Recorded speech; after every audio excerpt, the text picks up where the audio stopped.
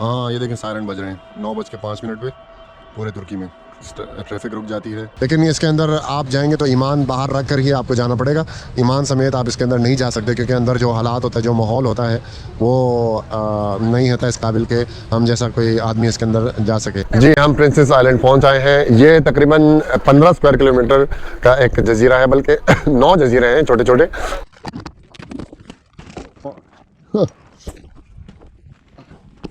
ओए गिर गया मैं तो वही बाइक से।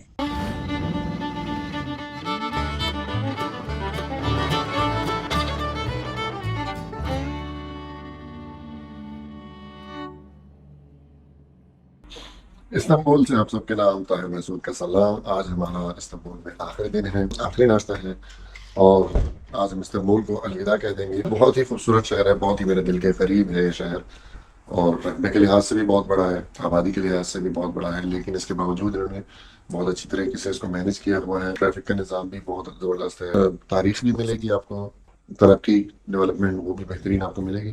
तो बहरहाल ये हमारा आज आखिरी दिन है, यहाँ पर आखिरी नाश्ता है। अभी मैं नाश्ता तैयार कर रहा हूँ, उसके बाद हम जाएंगे प्रिंसेस आइलैंड और फिर हम जाएंगे अपना आज का सफर है हमारा इजमिर की तरफ, जो कि तकरीबन 450-500 किलोमीटर शायद बनेगा और उम्मीद है कि मगरिब तक हम इजमिर पहुंच जाएंगे।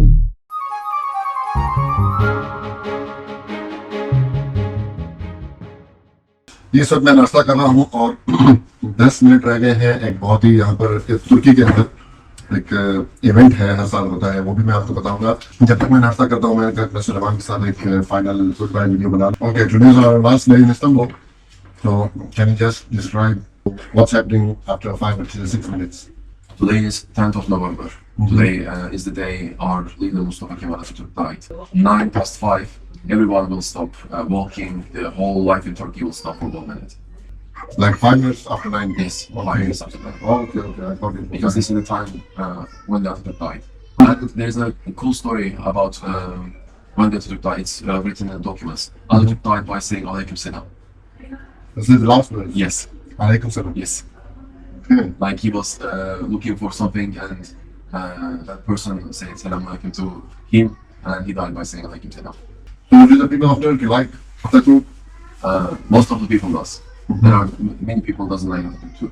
Yeah. Even though he saved this country, even though he did everything for this country, he was a great leader.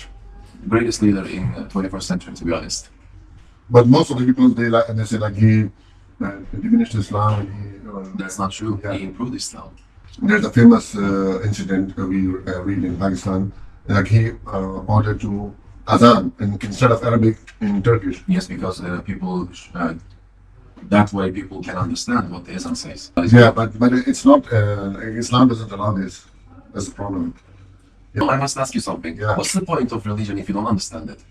You must understand that language if you want to. Because if you change something from one language to another, the meaning doesn't remain the same. There must be alteration in the meanings.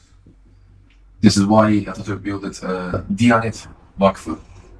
Only take care of the religion, only take care of the correct translations about the religion, so people can understand the religion, people can understand what the God says. So you are saying it's not allowed to change language. I'll give you a reason. Because if everyone, every culture, every nation starts translating Adhan and Quran and Namaz in their own language, that unity won't remain. Because everywhere you go, there's another Adhan, everywhere there's another Adhan. You cannot understand, you cannot distinguish that whether we are in a Muslim country or not. But when I came here, I heard the Adhan in Arabic, I can say I'm in a Muslim country. But if someone comes here, he hears Adhan in Turkish, he doesn't know what's he saying. Is it Azan or is it some church or is it some synagogue? Or that's like Arabic. It unites the whole Muslim nation. I want to see the road. I don't think you will be able to see the roads in here. Oh, can you hear the sirens? Yes, as you can see. हाँ ये देखें siren बज रहे हैं 9:05 पे पूरे तुर्की में traffic रुक जाती है। हाँ देखिए siren.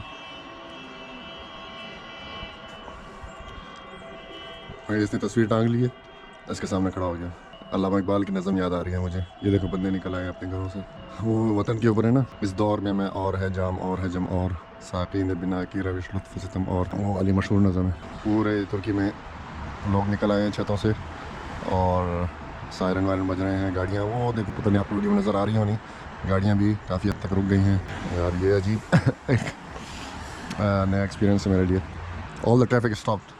For 1 minute. Yeah. It's finished?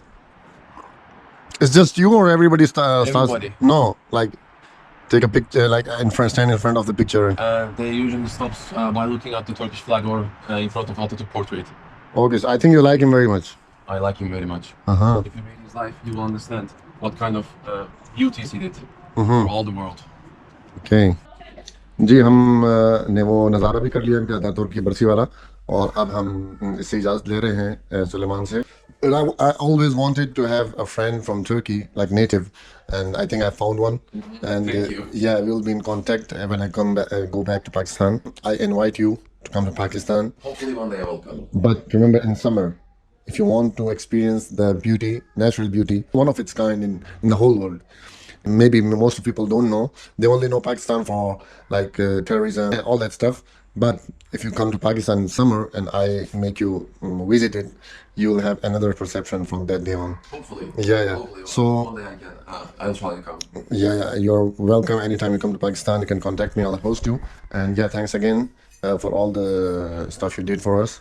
And hopefully we'll meet again, inshallah, very soon. ये आज अतातुर्क की बरसी का दिन है, तो रास्ते में आपने देखा लोग नहीं बच्चे भी हैं, लोग बड़े भी हैं, सब वो जा रहे हैं। मेरे ख्याल से लेफ्ट साइड पे इसके कोई यादगार है या क्या है, उधर स्पीकर के ऊपर बहुत ज़ोर ज़ोर से उसकी तकरीर कोई लगी हुई है पुरानी। और वैसे इसका मज़ार तो अनकरा में है जो हम देख आए हैं, लेकिन यहाँ पर भी कोई इसकी होगी यादगार, गूगल मैप से देखना पड़ेगा आखिर ये क्या चीज़ है। और आज मेरे ख्याल में ज़्यादा बड़े फंक्शन और चीज़ें उधर हो रही होंगी अनकरा में, जो वो है मज़ार है। तो चलो हम यहाँ पहुँच आए हैं, फेरी के ऊपर पहुँचे हैं, फेरी पर चढ़ने लगे। अल्लाह करे इसकी याद में बंद ना हो, घड़ी भी तो है, इंशाल्लाह मसला नहीं होगा। ये हम बेशिकटास मैदान में है और प्रिंस आइलैंड हमने जाना था, तो ये इनका टाइम है 10:30 बजे का, और हम 3 मिनट सिर्फ लेट हुए हैं, हमसे 3 मिनट पहले चले गई। अब अगली जो फेरी जाएगी वो 11:30 बजे जाएगी, तो 1 घंटा हमने अभी इंतज़ार करना होगा। तो इनकी टाइमिंग्स ये समर विंटर के चेंज होते रहते हैं। ये इनकी वेबसाइट है, आप इसके ऊपर आने से पहले कंफर्म कर लें कि इनकी क्या टाइमिंग्स हैं, ताकि फिर ऐसा ना हो कि आप कभी इस तरह घंटा ज़ाया ना हो। थोड़ा इसको डिस्कवर कर लेते हैं आसपास। बाकी ये इनका स्टार्टिंग पॉइंट मैं आपको बता दूं। हाँ, हम जो हैं, ये स्टार्टिंग पॉइंट है बेशिकटास का। 3 पॉइंट्स हैं मेजर, ये कबटाश है और एमिनोनो है। इन दोनों पे बहुत ज़्यादा रश होती है, पार्किंग का बड़ा मसला होता है। बेशिकटास थोड़ा बड़ा मैदान है, यहाँ पर आपको पार्किंग मिल जाएगी आराम से। तो मैंने 50 लीरा कल भी दिए थे, आज भी दिए हैं। तो अगर आपने बॉस्फोरस का लंबा टूर लेना है तो वो यहाँ से आपको पड़ेगा, यहाँ से ये यूँ पूरा ले जाके यहाँ से घुमा के फिर वापस आपको यहाँ पे ले आएगा। कल हमने यहीं से की राइड, तो ये छोटी राइड बन गई थी 40 मिनट की। तो यहाँ से आप जाएंगे शायद 1 घंटा या 1 घंटा 20 मिनट की आपको राइड बन जाएगी। लेकिन प्रिंसेस आइलैंड अगर आपने जाना है तो बेशिकटास से लंबी राइड बनेगी। तो कल हमारी जो छोटी थी, आज फिर हमें ये है कि आज हमारी राइड लंबी हो जाएगी। यहाँ से हम जाएंगे, वो ये प्रिंस आइलैंड है, इनमें से किसी में भी ये हमें उतार देगा। तो तकरीबन 3 या 4 घंटे की हमारी राइड होगी सारी। तो आज प्रिंस आइलैंड डिस्कवर करेंगे। तो ये फेरीज आ रही हैं, इंतज़ार कर रहे हैं घंटा, फेरी आएगी तो फिर हम जाएंगे। ये हम पहुंच आए हैं अपनी फेरी में, ये हमें लेके जाएगी इंशाअल्लाह प्रिंसेस आइलैंड। सलाम इंग्लिश साथ प्रिंसेस आइलैंड सा 11,5. 11 1 2 11. हाँ। अबे पैसों का नहीं पूछ रहा यार, ये पैसों के अलावा इन्हें कुछ आता ही नहीं है। मैं टाइम का पूछ रहा हूँ। फेरी तो अच्छी है कल वाली से, लाइफ जैकेट्स अंडर सीट्स, और वाह जी वाह क्या नज़ारा है। देखते हैं यहाँ से ऊपर। हाँ यार ये फेरी अच्छी है उससे बहुत। कल तो ऐसी थक्कड़ फेरी थी। मेरे ख्याल से ये आखिरी छत है इसकी, या कोने में जाके देखते हैं आखिर में। ओपन डेक होता तो है। ये तो आगे जनाब ड्राइवर साहब, नहीं ऊपर नहीं है, ऊपर ऊपर ऊपर निश्चित ऊपर ऊपर। हाँ अल्लाह, हाँ ऊपर अल्लाह के पास नहीं जाना अभी भाई, कह रहा है अल्लाह के पास जाना है क्या। अच्छा चलो, बस ये डेक भी बहुत है। वैसे किसी किसी फेरी में ओपन डेक भी होता है, तो वो बहुत मज़ा आता है गर्मियों में ख़ास तौर पर। यहाँ पर इंजन का शोर है बहुत ज़्यादा, पता नहीं आवाज़ आपको साफ आएगी या नहीं। ये जो आपको नज़र आ रहा है बड़ा क्रूज़, ये दोनों क्रूज़ ये पूरे यूरोप के अंदर चलते हैं, फ्रांस से या इटली से या स्पेन से, उनके जो साहिली शहर हैं वहाँ से शुरू होते हैं और पूरे जो मेडिटेरेनियन सी है इसके अंदर जितने साहिली शहर आते हैं, मार्से है और दूसरे तीसरे जितने मशहूर बड़े बड़े शहर हैं उन सब में स्टे करते हुए और आखिर में ये इस्तांबुल इनका आखिरी स्टॉप होता है। तो अभी ये वैसे समर के अंदर ज़्यादा चलता है ये क्रूज़ और हाँ अभी मतलब ऑफ सीज़न है लेकिन अभी भी ये आया हुआ है और इस्तांबुल में यहाँ पर अभी डॉक हुआ है। अब ये कुछ दिन यहाँ रुकेगा, हो सकता है 4 दिन 5 दिन, अब फिर ये अपने वापसी पे सफ़र अपना शुरू कर लेगा। और बहुत ही बड़ा जहाज़ है। हम जिसमें जा रहे हैं इसके सामने बच्चा तो खैर बड़ा होता है, इसके सामने में क्या दूँ, जिस तरह हाथी के सामने चूहा होता है इस तरह ये हमारा जहाज़ इसके सामने चल रहा है। तो पूरा अपने आप में ये शहर है। और इसकी अगर आप ऑनलाइन देखें तो मैंने एक दफ़ा देखी थी इसकी ऑनलाइन टिकट, तो पता नहीं 4 या 5 लाख की एक कमरा मिल रहा था। वो मेरे ख्याल से 20 के 25 दिन का ये टूर था सारा। लेकिन इसके अंदर आप जाएंगे तो ईमान बाहर रख कर ही आपको जाना पड़ेगा, ईमान समेत आप इसके अंदर नहीं जा सकते क्योंकि अंदर जो हालात होता है, जो माहौल होता है वो नहीं होता इस काबिल के हम जैसा कोई आदमी इसके अंदर जा सके। तो इसमें ना ही जाए बंदा तो बेहतर है। तो ईमान हमारा सलामत रहे वो हमें ज़्यादा अजीज़ है, बजाय इसके कि हम क्रूज़ शिप में 1 महीना या 20 दिन या 25 दिन उसके अंदर गुजारें। ये आपको अगर नज़र आ रहा हो, मुझे तो साफ नज़र आ रहा है, कैमरे में शायद आपको थोड़ा दूर महसूस हो रहा होगा। ये देखिए गाड़ियाँ आ रही हैं और इस फेरी के अंदर एक एक गाड़ी करके पार्क हो रही है। तो ये गाड़ियाँ भी इस तरह फेरियों के अंदर एक जगह से दूसरी जगह जाती है। और मेरा बड़ा अरमान था रोड ट्रिप का पाकिस्तान से दुबई और उस तरह उम्रा अपने उसके गाड़ी के ऊपर करने का। तो ईरान के अंदर भी बंदर अब्बास में बिल्कुल ऐसी एक फ़ेरी चलती है, वो उसके अंदर आप अपनी गाड़ी फ़ेरी के अंदर पार्क करेंगे और वो आपको बंदर अब्बास से दुबई आपको पहुंचा देगी 10 घंटे में। रात को चलती है 9 बजे और सुबह 10 बजे आप दुबई में होंगे गाड़ी समेत। तो बस ये हमारा आखिरी स्टॉप था। अब हम जा रहे हैं अपना प्रिंस आइलैंड की तरफ। ये आपको नज़र आ रहा है, ये ब्लू मॉस्क है, ये हाया सोफिया है और इसी के पीछे तोप का भी म्यूज़ियम है। खैर तुर्की के अंदर अक्सर मस्जिदें बिल्कुल ये सेम डिज़ाइन की हैं। इस्तांबुल से 1.5 घंटे का समुद्री सफ़र करते हुए आप पहुंच सकते हैं 9 समंदरों के एक मजमूए पर, जिन्हें प्रिंसेस आइलैंड यानी शहजादों का जजीरा कहा जाता है। इस नाम की वजह यह बताई जाती है कि उस्मानी दौर हुकूमत में शाही ख़ानदान के अफराद को अगर किसी वजह से कैद करना होता था तो उनको बजाय आम जेल भेजने के यहाँ इन जजीरों में से किसी पर रखा जाता था और ये जजीरा ही इनकी जेल करार पाती थी। जिस तरह मैंने आपको पिछली वीडियो में बताया था कि इस्तांबुल में आपको हर किस्म की फेरी मिल जाती है, चंद 100 रुपए वाली से लेकर लाखों रुपए की टिकट वाली तक। पिछली वीडियो में जो आपने फेरी देखी थी उसकी बनिस्बत ये फेरी ज्यादा बड़ी और खूबसूरत है। जी हम प्रिंसेस आइलैंड पहुंच आए हैं। ये तकरीबन 15 स्क्वायर किलोमीटर का एक जजीरा है, बल्कि 9 जजीरे हैं छोटे छोटे और 15,000 इसकी आबादी है। तो ये इस्तांबुल से यहाँ पर तकरीबन 1.5 घंटे की फेरी आती है। यहाँ पर अच्छी ख़ास बात यह है कि यहाँ गाड़ियाँ कोई नहीं चलती पूरे जजीरे में, पैदल ही आपने जाना है। और इलेक्ट्रिक या ये बाइसाइकिल चलती है जो आप देख रहे हैं, ये वाली, ये जो लड़कियाँ चला रही हैं, या इलेक्ट्रिक वो चलती है बाइक, ये रेंट पे आपको मिल जाएगी और आपने बाइसाइकिल पे ही सारा शहर आपने घूमना है। बाकी यहाँ पर होटल हैं और रेस्टोरेंट्स हैं और शहर से इसका राब्ता, इस्तांबुल जो मेन शहर है उससे इसका राब्ता ये बहरी जहाज़ के ज़रिए ही है। एयरपोर्ट भी कोई नहीं है यहाँ पर। तो जब कभी समंदर रफ्त होता है तो फिर इस जजीरे का इस्तांबुल से राब्ता कट जाता है और फिर लोग जब इंतज़ार करते हैं कि जब समंदर पुरसुकून हो जाए, दोबारा वो चले, बहरी जहाज़ चले, तो हम फिर इस्तांबुल आना जाना शुरू कर लें। टूरिस्टिक प्लेस है यहाँ पर, सारा टूरिज़म से ही आबाद है। जब टूरिज़म नहीं होता तो ये बिल्कुल वीरान हो जाता है। जैसे लोकल आबादी बहुत कम है इस जजीरे की। तो चलते हैं, एक्सप्लोर करते हैं और आपको सारा जजीरा प्रिंस आइलैंड दिखाते हैं।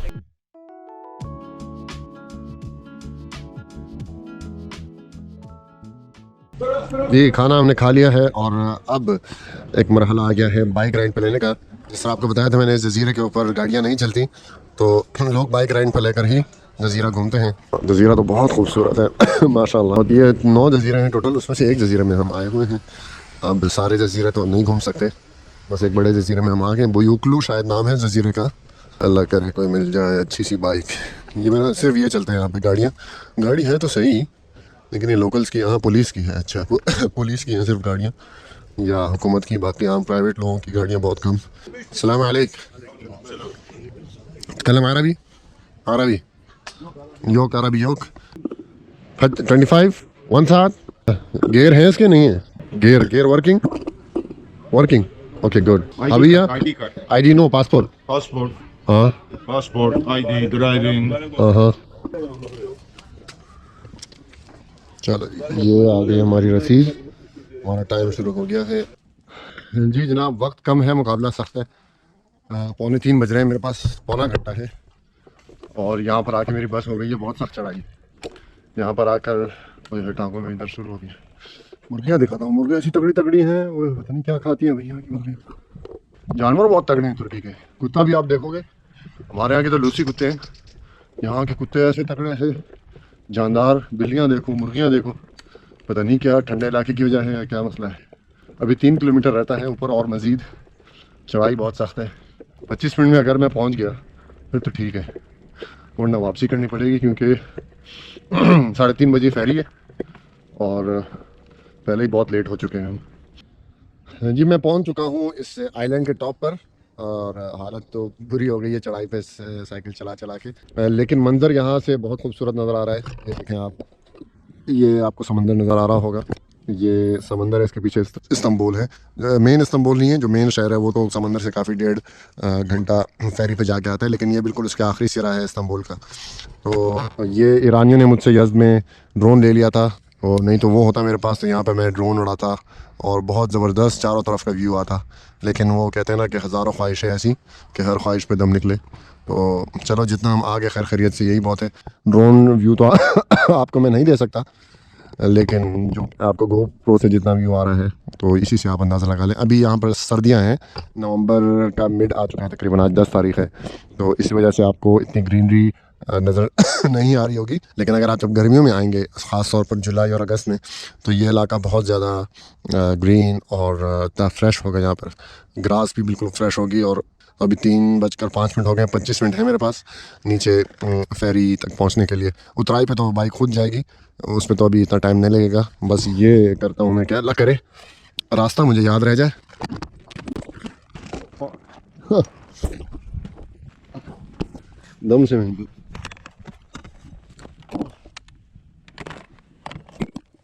ओए गिर गया मैं तो भाई बाइक से, बहुत तेज ब्रेक थी इसकी। हाँ नहीं सीरी, बहुत तेज ब्रेक है यार इसकी।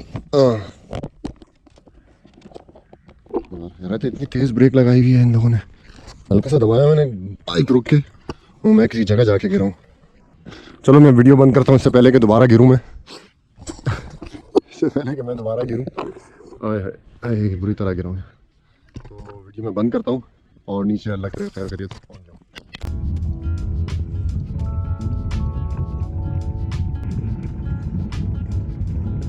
जिस जजीरे से मैं इस वक्त वापसी कर रहा हूँ इसका नाम बुयुकदा है, जिसके तुर्की ज़बान में माने बनते हैं बड़ा जजीरा। जिस तरह नाम से जाहिर हो रहा है, ये जजीरा करीब के तमाम जजीरों में सबसे बड़ा है और इस जजीरे का रकबा 5 मुरब्बा किलोमीटर बनता है। इस जजीरे की ख़ास बात यह है कि यहाँ पर गाड़ियाँ रखने और चलाने की इजाज़त नहीं है, सिवाय पुलिस और सियाहों को सैर कराने वाली गाड़ियों के, जिसकी वजह से इस जजीरे का माहौल इंतहाई पुरसुकून है। और यही वजह है कि सयाहों में यह जजीरा बहुत मकबूल है। मशहूर रूसी कम्युनिस्ट लियोन ट्रॉट्स्की को जब स्टालिन हुकूमत ने 1929 में रूस से जला वतन किया तो उसने अपनी बकिया ज़िंदगी इसी जजीरे पर किताबें लिखते हुए गुजारी। इन जज़ायर के बाशिंदों का बड़ा हिस्सा यूनानी, आर्मीनियाई, यहूदी और चंद शामी ईसाइयों पर मुश्तमिल है।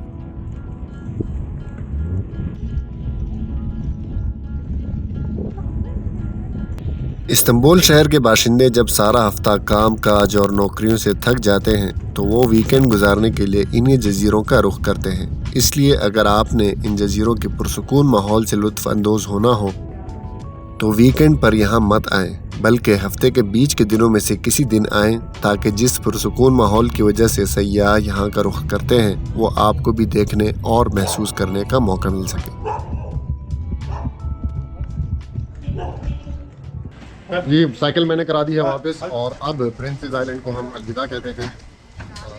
थोड़ा गिर गया हूँ मैं, साइकिल से बहुत तेज़ ब्रेक लगी, इन्होंने बहुत तेज़ ब्रेक रखी हुई थी। अचानक मैंने ब्रेक लगाई तो उतराई थी और मैं गिर गया। अभी थोड़ा दर्द हो रहा है हथेली में। तो अब 10 मिनट रह गए हैं, तो टाइम बहुत कम है, मुकाबला सख्त है।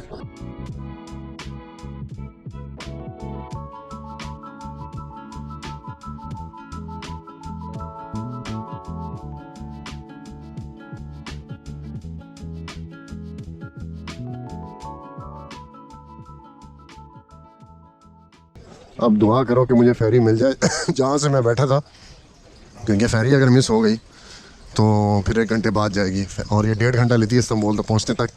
फिर अंधेरा हो जाएगा, आगे हमने बुरसा जाना है, उस्मान गाजी के मज़ार, फिर इज़मिर जाना है और रात के 12 बज जाएंगे मैं पहुँचते पहुँचते। और अभी तो पता नहीं लग रहा, लेकिन चढ़ाई पे मैंने जो मोटरसाइकिल चलाई है तो वो बहुत रात को भी नहीं, कल सुबह जब उठूँगा तब पता लगेगा टांगों में दर्द का। बहुत अरसे से फ़ुटबॉल भी नहीं खेली मैंने, अगर रेगुलर फ़ुटबॉल खेल रहा होता तो फिर भी इतना गुजारा हो जाता। फ़ुटबॉल दोबारा शुरू करता हूँ यार, बहुत ज़बरदस्त चीज़ है। कभी अचानक भागना पड़ जाए या इस तरह साइकिल वाइकिल चलानी पड़ जाए तो उसमें फिर ये है कि क्रैम्प्स नहीं पड़ते। तो चलो जी, इजाज़त लेते हैं प्रिंसेस आइलैंड से, और फेरी का भी टाइम हो गया है। नमाज़ मेरे ख्याल से फेरी में ही पढ़ूँगा मैं, क्योंकि फिर फेरी निकल ना जाए। तो नमाज़ पढ़ते हैं, अल्लाह का शुक्र अदा करते हैं ज़ोहर की नमाज़ पढ़ के, और फिर हम फेरी में चढ़ जाते हैं।